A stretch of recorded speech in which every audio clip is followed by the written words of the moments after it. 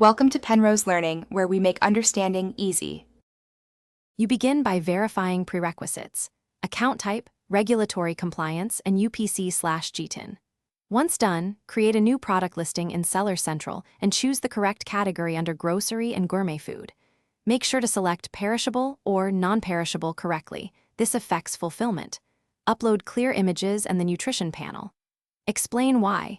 Correct category and compliance prevent suppressions and removals, while accurate identifiers let Amazon match ASIN and keep your listing discoverable.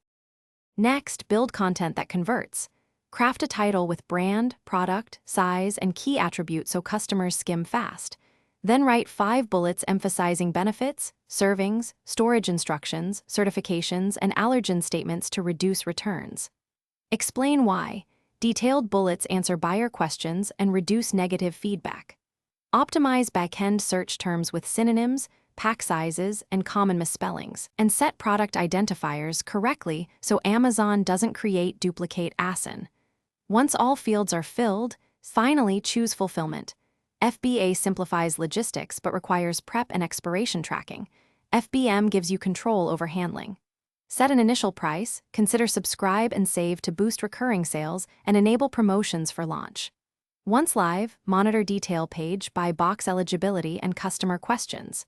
If your listing is suppressed or removed, don't panic. Inspect images, nutrition facts, GTIN, and category selection. Correct the specific issue, and submit a support case with documentation to expedite reinstatement.